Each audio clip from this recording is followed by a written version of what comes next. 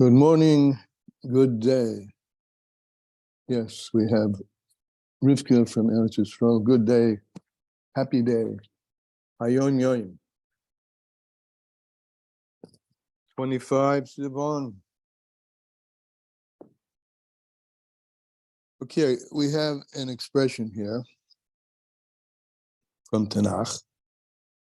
It says, the pasuk says, Daiga, I'm reading Hebrew and then I'll translate. Daiga b'levish, worry in the heart of a person. Two ways of pronouncing yashicheno. It depends on the vocalization. Therefore, our sages have, and the vocalization changes the meaning. Vocalization meaning the nakuda underneath. So our sages offered two interpretations. One way of vocalization means to push it away, remove it from the mind. You have a worry? What? Me worry? Don't worry. Just don't worry. Push it out. And the other, very different, which is work it through, talk it through, discuss it with others. So the Tzemach Tzedek explained, the first one is self-explanatory. How to do it is not so easy, right? Just don't worry, be happy. But in discussing it with others, who are these others? So the Tzemach Tzedek explained, others means, and that's the word in Hebrew, la'acherim, with others. La'acherim, acher means other. So what's an other? So he says, with others who are others only in the bodily sense, but who are completely united with him, or they empathize with him. In other words, have some good friends with whom you can bounce things around, and don't rely just on yourself to resolve everything. All right? Lessons in Tanya. See if we find a connection with that in this today. I don't know. Lessons in Tanya, top of page 933. Lakuti Amorim. Lakuti Amorim. Yeah, page Daled, about 10, 12 lines up. The line begins, Etzem HaNivroyim.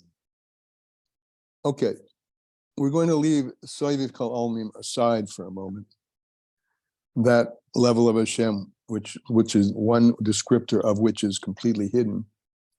And we'll deal today with the level of Hashem where Hashem reveals himself in terms of his various appearances in the various things and the variety of things which exist in the creation.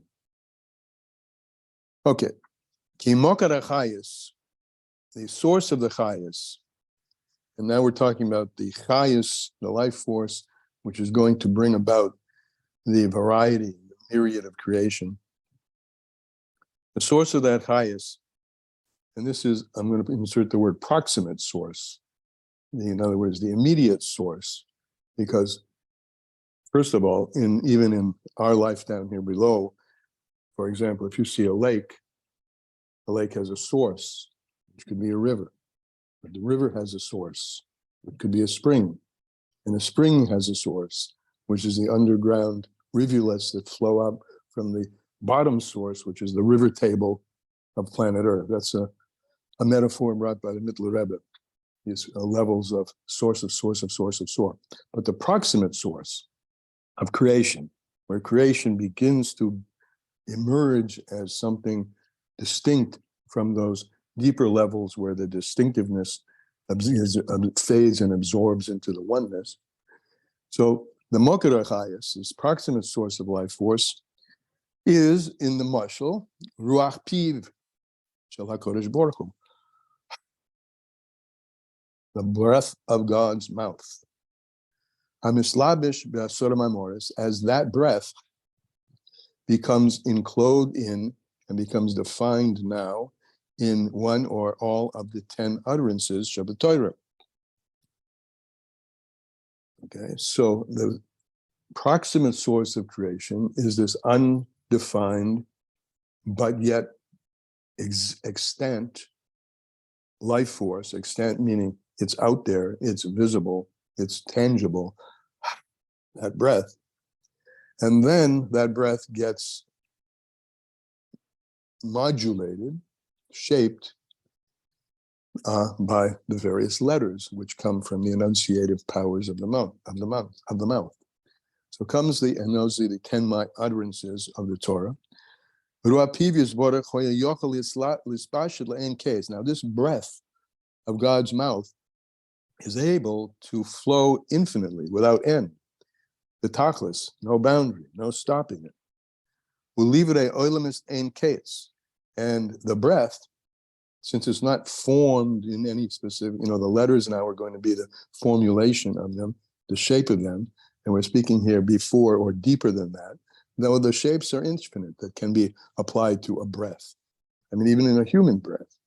The best example I can give of this is blowing an instrument, where the simple breath, if you're playing a trumpet, you got 3 valves, you've got a whole array of notes, half notes, quarter notes, etc., and timings between notes, and all kinds of differentialities and that are going to produce different nuances of experience. So the breath can go on forever. It's unlimited. L'kamis ve'echosim, in quantity and in quality. L'hachayesim ade'ad, and this breath of the ability of the breath to enliven creations goes on forever, to enliven creations. And this world, the world as we know it, this physical world, would not be created at all if it were just for the breath of the mouth. That breath of the mouth, as I mentioned or tried to bring forth, is a metaphor for a potential for infinite variety. So the breath, so just like the Holy One, blessed be He, is called the Infinite One. So kach midoisov, and we've touched this before, therefore all of his midos, Hesed, Gevura, Teferes, etc., are also infinite.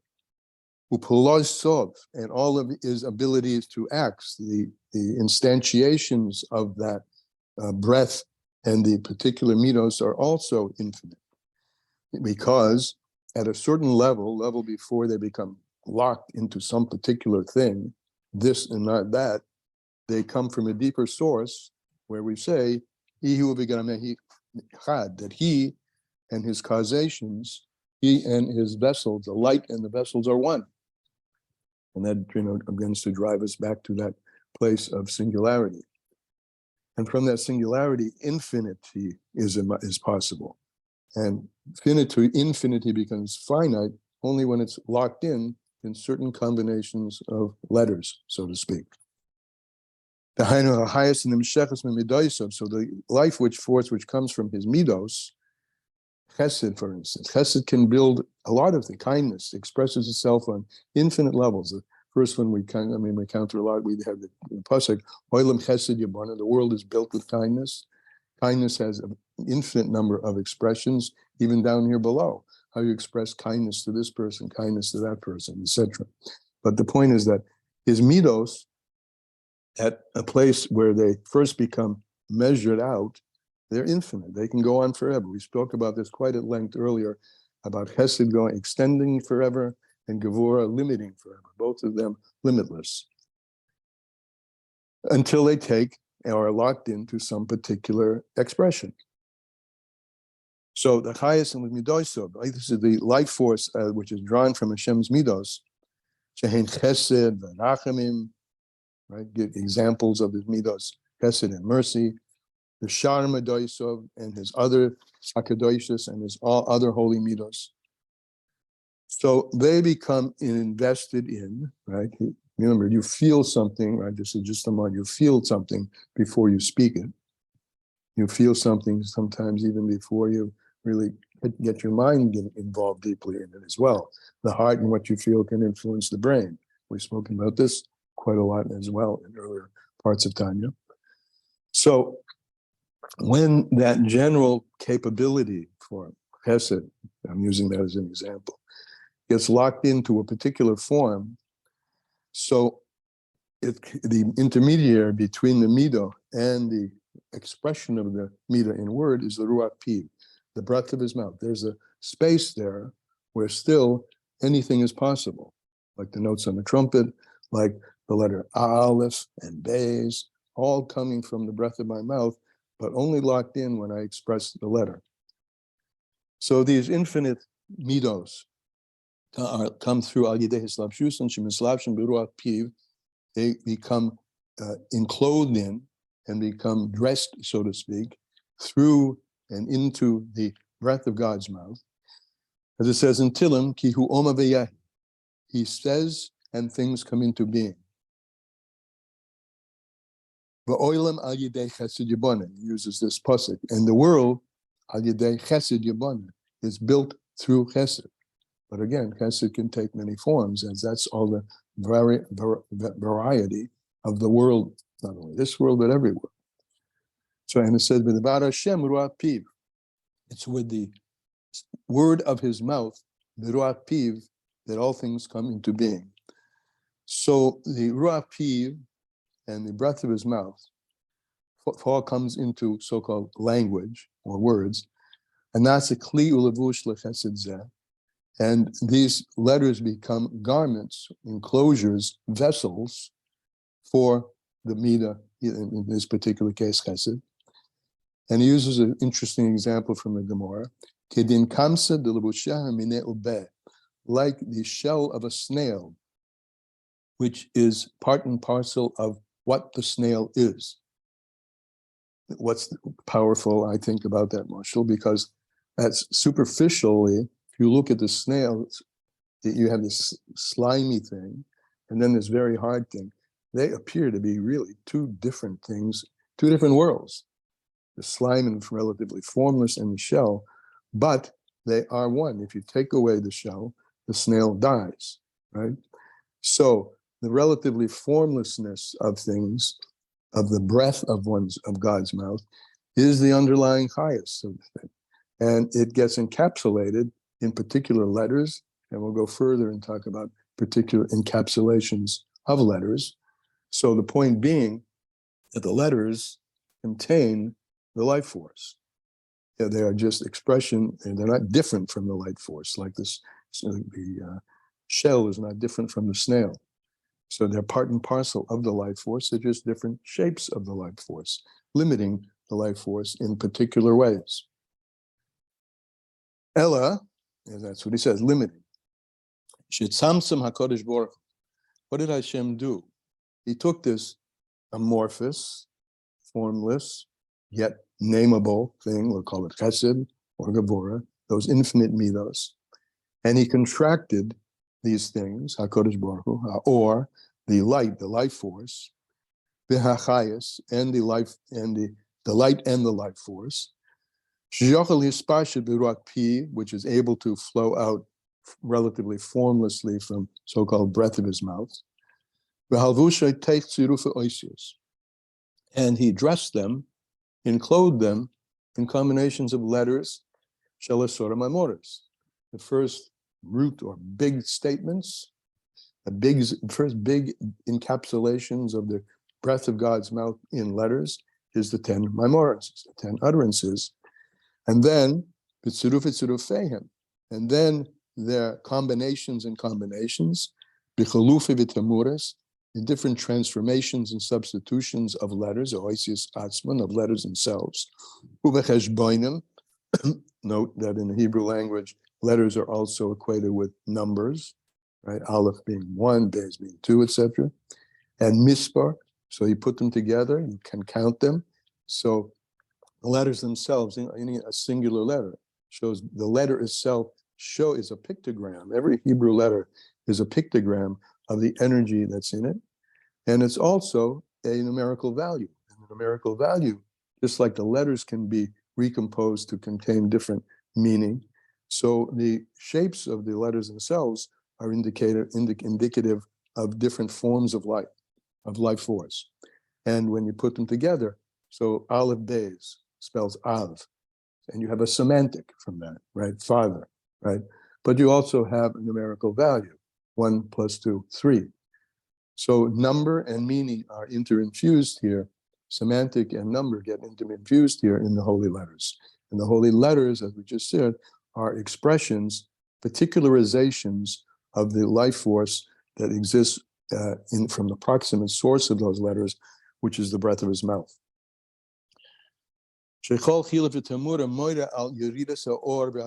Each substitution combination of letters shows on a particular descent coming down of the light,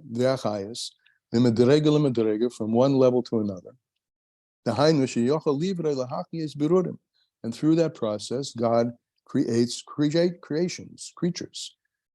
Because the particular level and the quality of the creature at this particular level,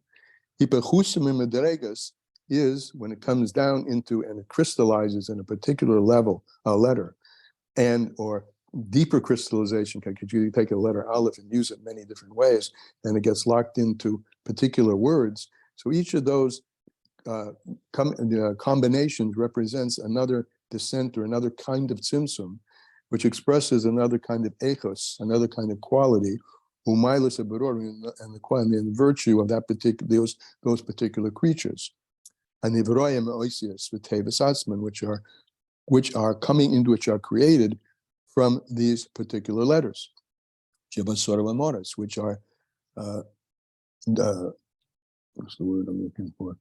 Which are each of all the combinations of letters that exist in a particular thing, like dog, fish, right, represent ultimately a tzimtzum and a drawing down and a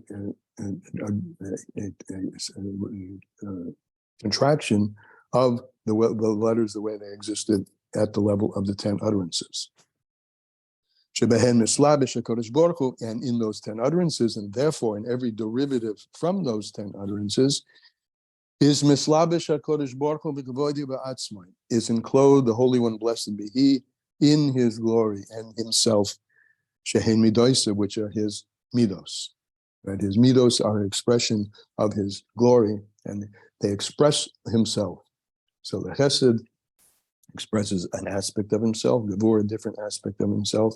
And when those midos, again, the way you feel, gets combined into something you say, so that particular midah, which has its source, I mean, this is very, it's very useful that Hashem has allowed us anthropomorphic associations between us and Him, because just as our feelings are rooted deeper in us, and that our feelings can get locked into a particular mode of expressing ourselves in a certain way, so we ourselves are invested in that particular speech that we utter. And so Hashem Himself, which are expressed through His midos, He's also there in every particle of created existence. Now that's the different kind.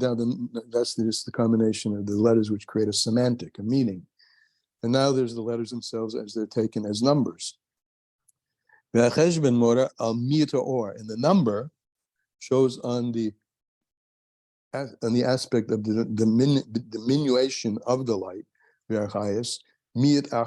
diminution after diminution, smallness after smallness. This is the tzimtzum. Until it comes down to the last level, when it's locked into, like an Av, Aleph Beis, 3, right? Umispar, a number. But these are all these, if you take all the words together and all the letters them together, you have an infinite variety of ability to create an infinite variety of things.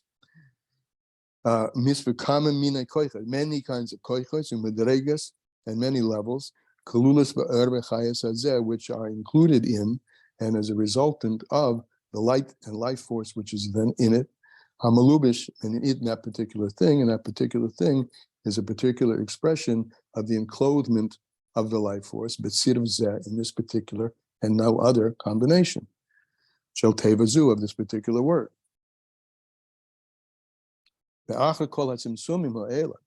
And after all these simsumim, and others like it, and in permutation after permutation, combination after combination,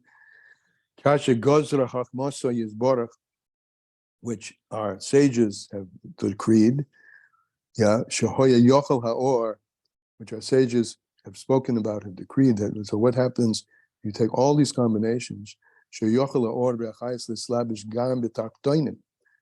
then, as our sages have told us, you are able to, Hashem is able, through the infinity of his midos, which are sourced, of course, in the infinity, which is much deeper, and encapsulation of that infinity in the Tzimtzum, which is limitless in terms of how many different combinations of letters and numerical values there can be, and then combinations of those combinations. So that, as a result of that,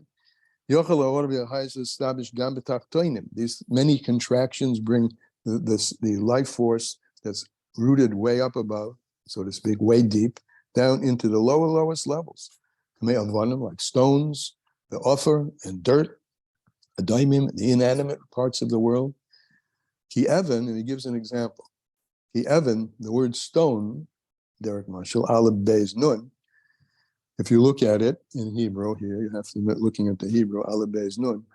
Shema, the name of this stone, this thing called stone, Moira, it shows Ki Shoshim Shem Elyon, that its source is from very, very high, which is called Shem Ban. Shem Ban is one of the ways of combining the letters of the Yud Kei Vav Kei in order to equal the numerical value Ban. So it's a combination that shows in a hidden way the Yud Kei Vav Kei. It's called Miluyim. We've talked about this before.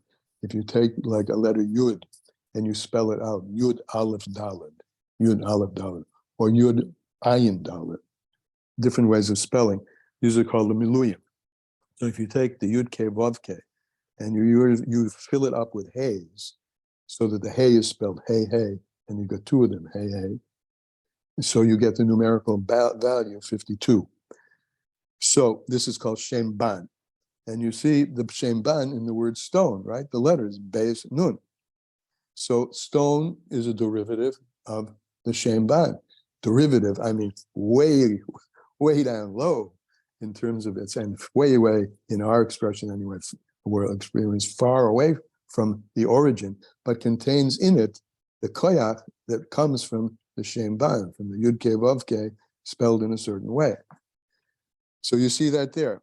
Shem Ban b'mispir ba'oid, and then you have an additional aleph, nesefes, and that aleph, now this is very obscure, and I have nothing to say about this, maybe someone else does. He says, Mishem Acher, from another name. And then he says, this word lisham is a mistake, because you have to read the bracket. And that's what the bracket says. It appears that the word here should be Latam Hayidua L'Yesra. Oh, so the fact that I don't know about it, I'm off the hook here. Because what he says here, when we read it clearly, you have the ban we understood, hopefully.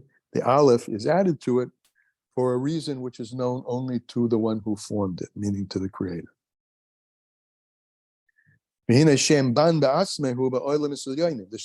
itself, as I said earlier, is sourced way up high in the Yud Kei Vav Kei, in upper worlds, very much, in the very upper worlds. It's just that through many different contractions, the strong contractions, from one level to another, that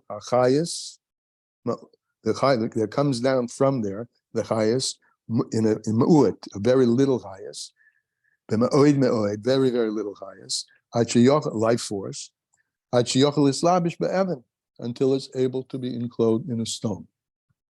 So we will never look at a stone different in the same way that we did yesterday. This little thing and everything in it is a container for the Ein Sof. Yeah. V'zuhi nefesh hadoim. And this encapsulation, diminution, enclothement, all words that we used before, of the life force in this particular manifestation, which in this example is a stone, this, what's encapsulated in it, which gives it its ability to be, to exist, is its soul. This is the nefesh of every inanimate thing. Every single thing has a soul. Nefesh, the bottom level of the 4 or 5 madrigas in the soul that we have. But the bottom level is the nefesh, the simple power that brings the thing into existence, or enlivens it, or enlivens it. So that comes through the Hashem, through the metaphor of Hashem combining and recombining endlessly and infinitely the life force, which is the source of everything.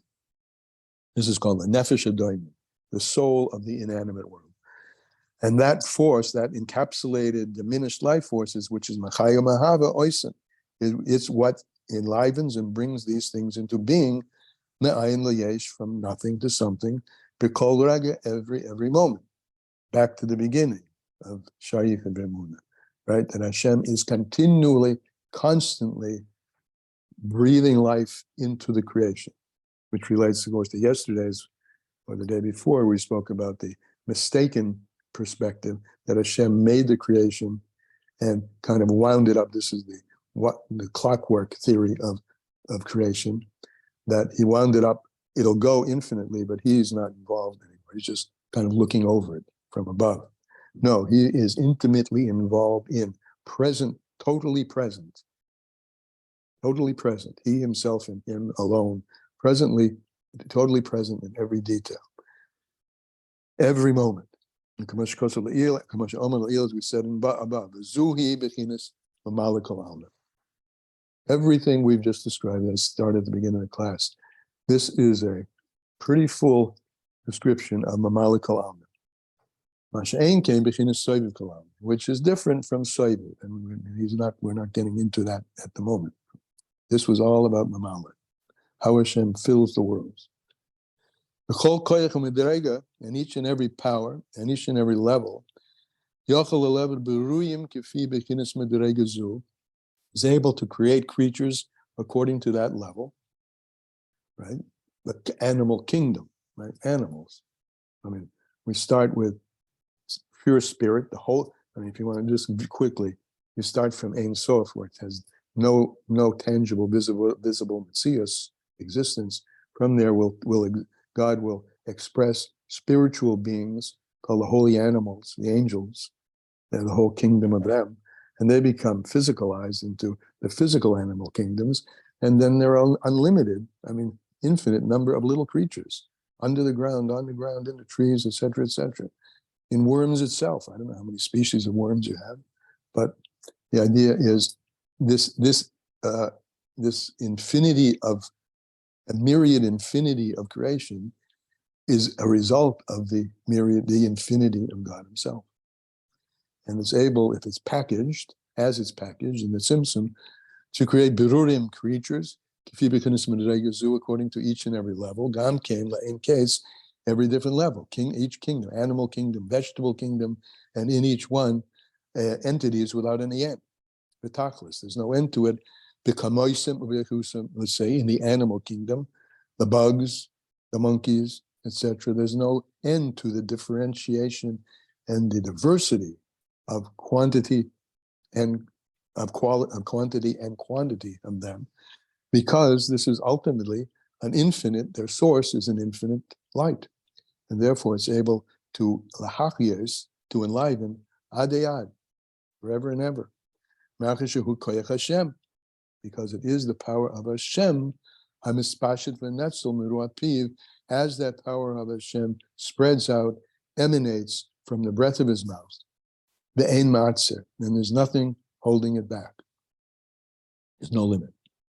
However,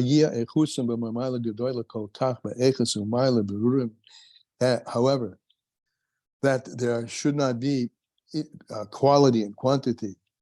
There, everything. There is no limit to what he can do, but everything is limited, right? Otherwise, there wouldn't be discrete things. So each and every day, the letters have this dual function, and the letters, remember, are a metaphor for the investment of light in vessels. The dual function of creating differentiation, and at the same time, so they're limited, they're going to define boundaries, but at the same time, as we said many times, they contain infinity and the possibility of infinity within them.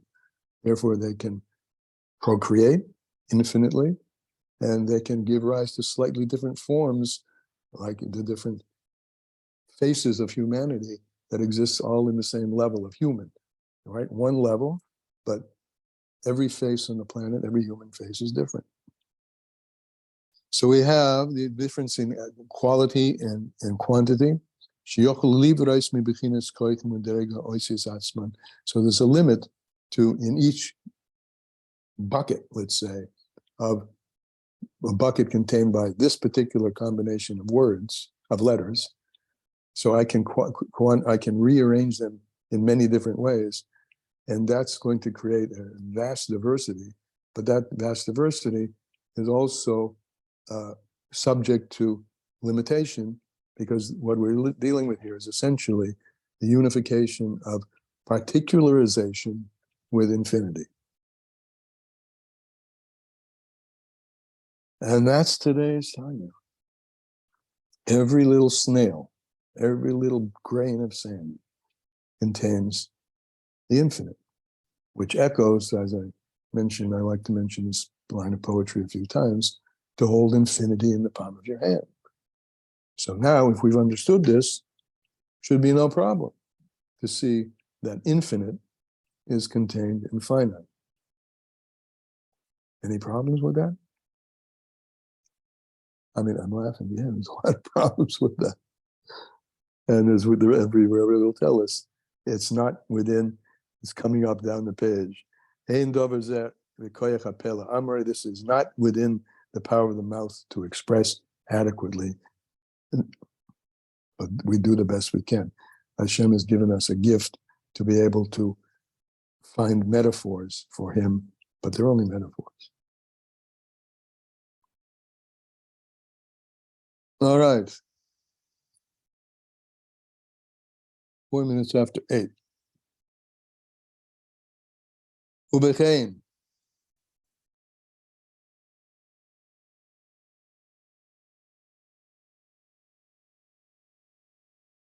No bechein? No, so what? I'm sorry, what is a Bahin again?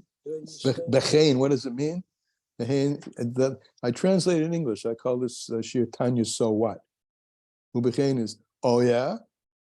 He's told me something, and so what? Therefore.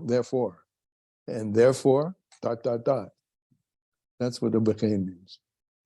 Okay, so like to be. Therefore, we've said a bunch of stuff. Therefore, what? What do we have from it?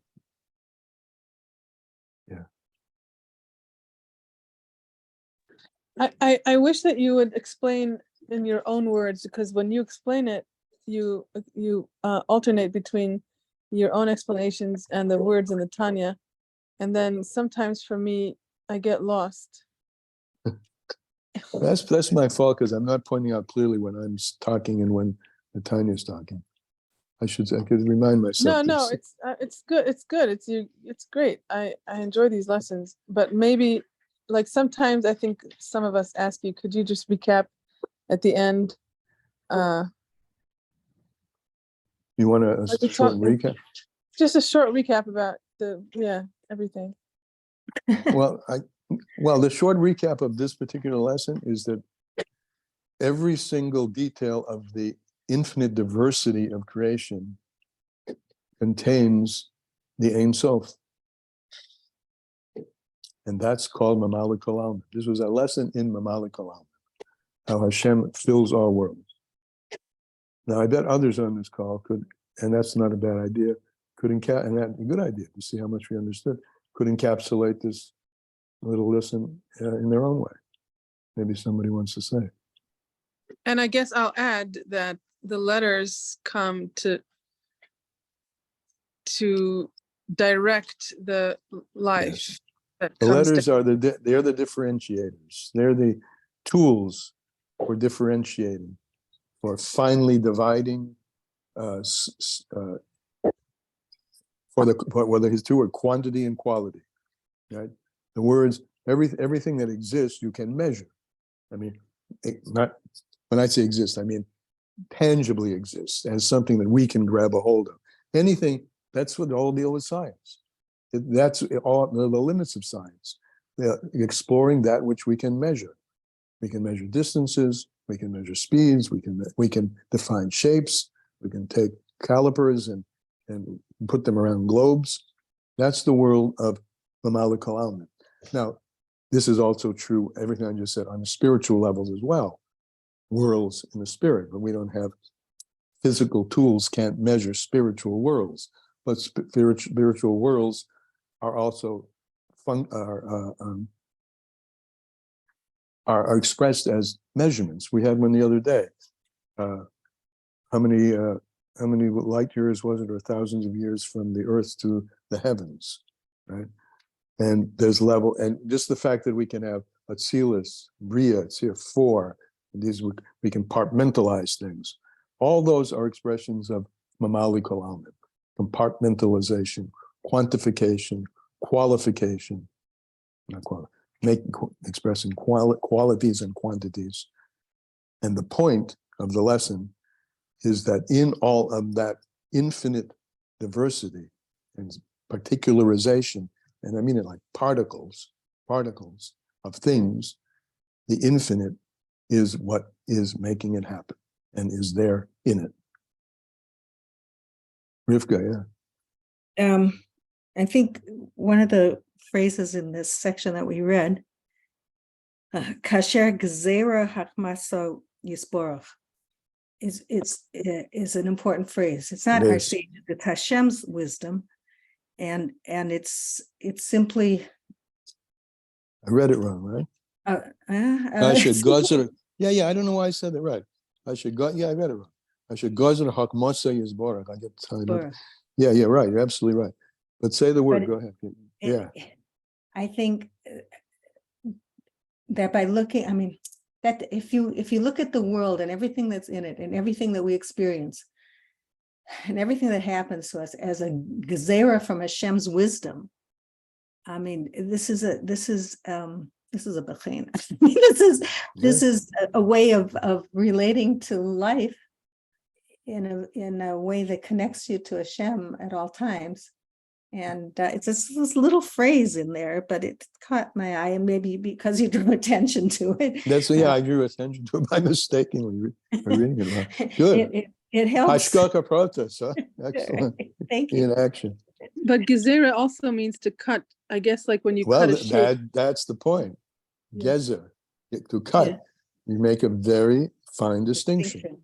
Yeah, that's the point. It cuts out exactly the gezerah, exactly what needs to happen. So, yeah, and that's the point. That in that precision of every detail, I mean, look, everything that exists on this, we'll just take this physical planet, is a composite of you call it attention to detail. What if a proton didn't know how to interact with an electron? Nothing would work. So he pays attention. That's the level. I mean, there are even deeper levels we know now of substrata in an atom and proton and neutron, the subatomic particles, or the interaction of chemicals in the DNA. What if one of them? Well, you know what happens if one of them doesn't work right. That's called the opposite of health. Every single detail at the subatomic and deeper levels of reality, physical reality, are infused and know how to behave because of this gezerah. That Hashem has cutting it and bringing it just the way it's supposed to be. All the time, every moment. Put that in your pipe and smoke it, so to speak. Try that. You have enough time managing 2 situations at a time in life, right? Something's going on in my plumbing and I have something to do in my office. Whoa, I'm in overload,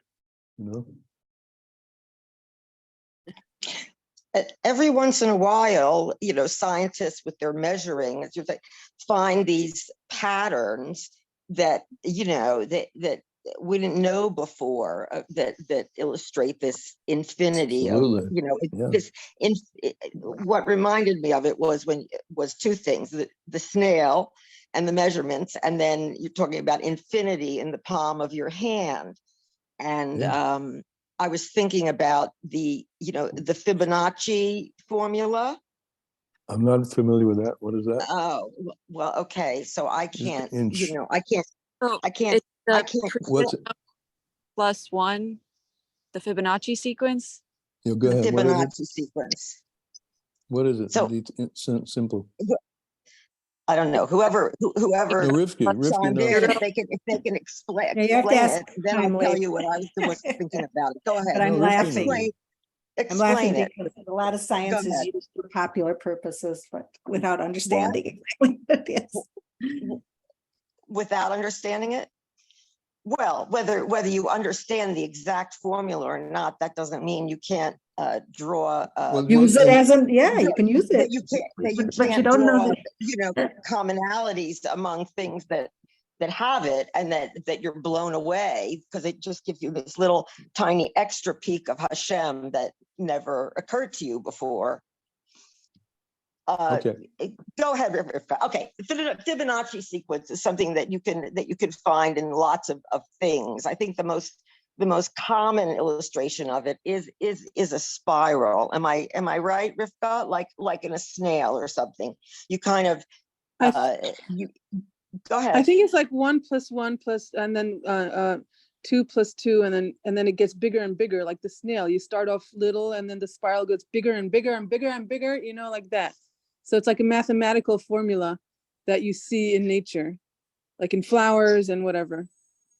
Right. Okay. And it also, and the more, I believe the closer it is to the ideal, which you just described, the more beautiful it is too. Like, in other words, you can probably take, I think you can take the Mona Lisa, for example, and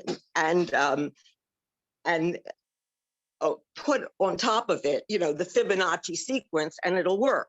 Or in architecture, very beautiful buildings will follow the Fibonacci sequence, and it's another sort of insight into what makes them beautiful numerically.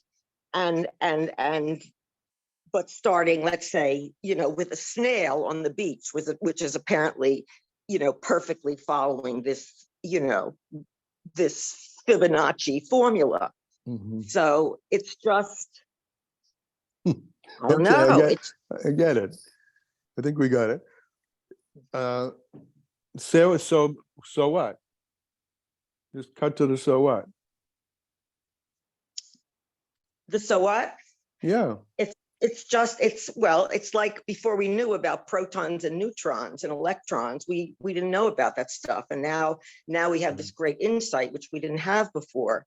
And Mhm. before, Mr. Fibonacci, drank his cappuccino and came up with this thing, we didn't know certain reasons why some things were more aesthetic than other things, and that you could follow Okay. that and It- come up it's- with great beauty. He's from the Middle Ages, Natalie. I hate to tell you, he's from the Middle Ages, Fibonacci. Okay. So Got it. it's Why do you nothing hate to modern. tell Okay, I me? think we I got didn't the think idea. it Forget it. happened yesterday. We don't use science to prove there's God in the world. That's the point. But I think that it's Yeah, illustrated. Look, Look, in all fairness, though, it's illustrative that we can find patterns. We find patterns, the same patterns in the microcosm and the macrocosm. The simplest example of that is the atom and the solar system, right? Protons, neutrons, etc. I'm being very coarse. I know there are deeper things than that, but we have a little thing with a nucleus, and stuff goes around it on the microcosm, and we have the same pattern at the macrocosm, where there's a sun and stuff going. Patterns, and those patterns are, to us, very beautiful. That's what makes beauty, and beauty, as who is it? Keats, English poet. I'm not sure if it's Keats. Truth is beauty, beauty, truth. That's all you need to know. Natalie probably knows who that said, but it doesn't really matter. That that there's harmony, that there is harmony, beauty, and symmetry in down to from the highest to the lowest That's godly. All right. Well, we've found now a way of going forward to today with a feeling of the godliness in everything, I hope. And with this, we'll see you tomorrow. Shkaya. Thank you very much. It's been fun. Yeah.